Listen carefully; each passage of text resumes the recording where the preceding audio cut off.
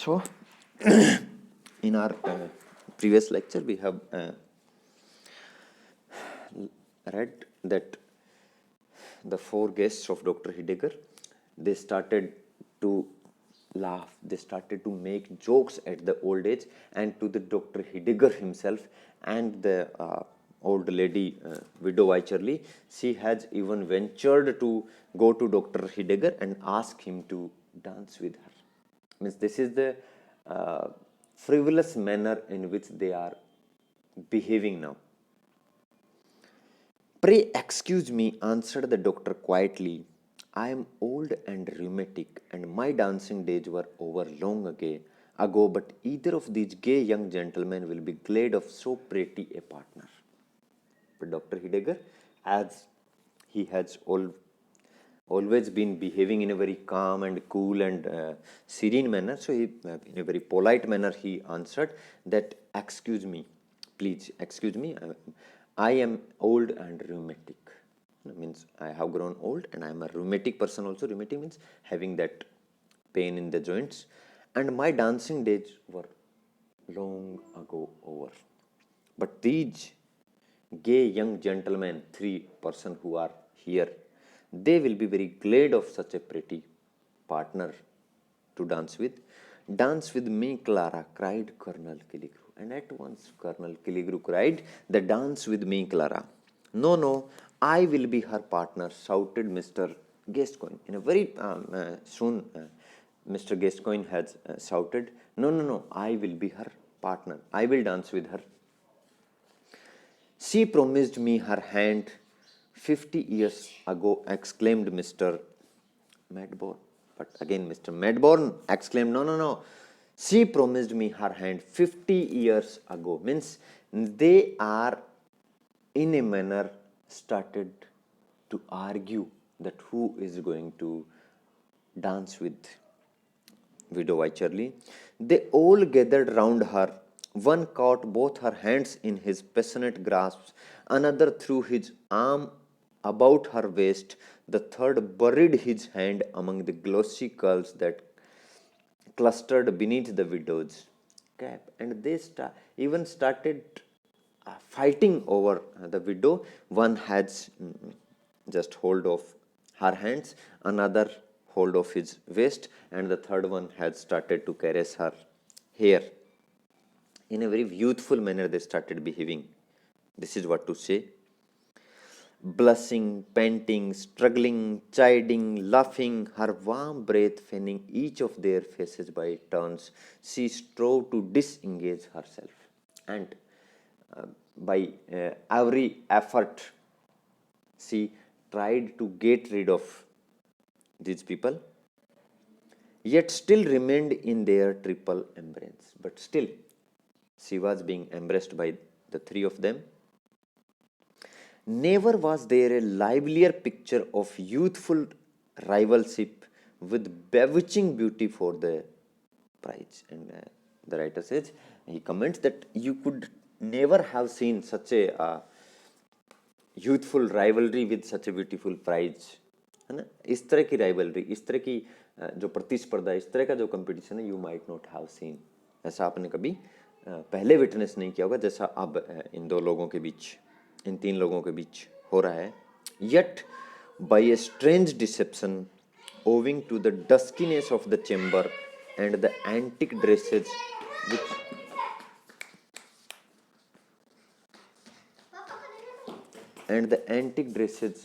which they still wear, they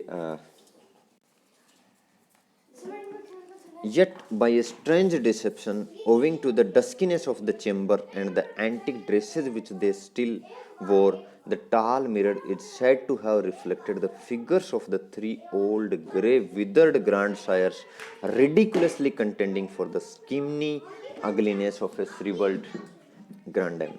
But he says that still, whether it is a deception or not, owing to that strange deception, when they were doing this thing, when they were dancing like this, and when they were moving here and there in the room, by a strange happening has happened there. What was that? That the mirror had shown something quite different to what they were actually. है ना? And the writer said that this perhaps might be owing to the duskiness, darkness of the room, or perhaps due to the old clothes which they were wearing, that the mirror has shown something different. And what is that different? That the three old gentlemen, three old people are circling against the shriveled figure of a ugly old widow. This is what is shown by the mirror. We can say either the mirror is showing the reality, or either the mirror is showing the deception. But they were young.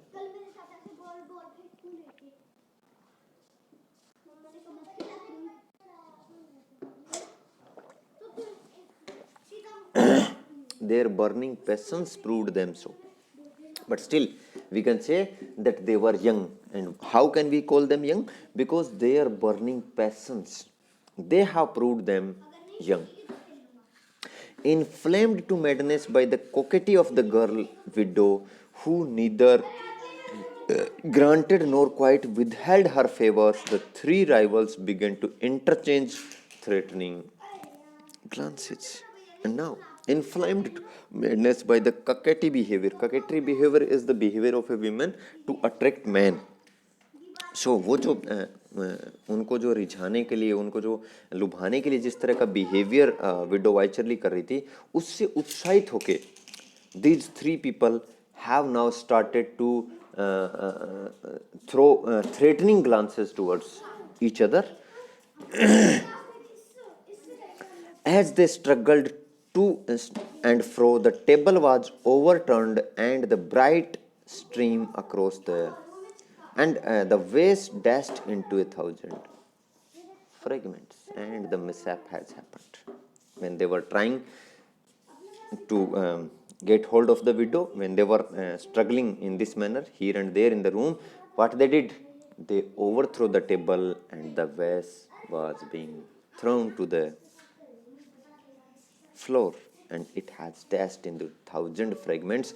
The precious water of youth flowed in a bright stream across the floor, moistening the wings of a butterfly which grows old in the decline of summer had alighted there to die. And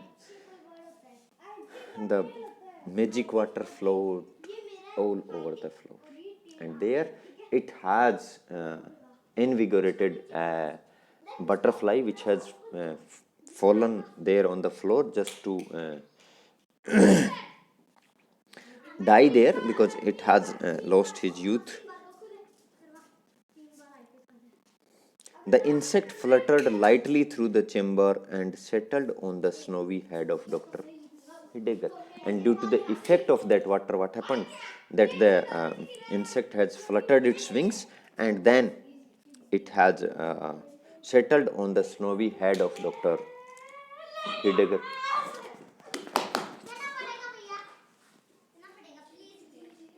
Come, come, gentlemen, come, Madam Wycherley, exclaimed the doctor. I really must protest against this right.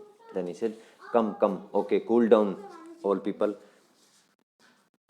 I protest against this madness of yours, said Dr.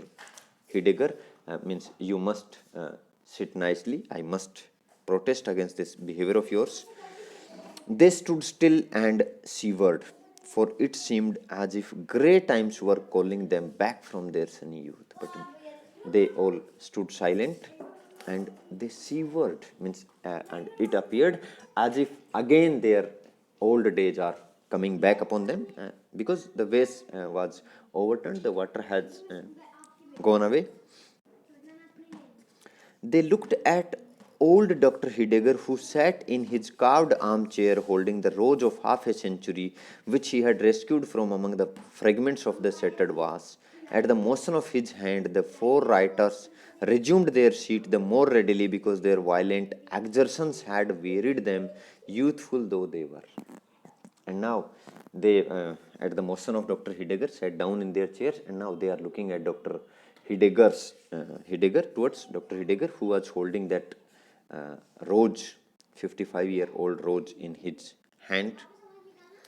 My poor Sylvia's rose, ejaculated Dr. Here, holding in the light of the sunset clouds.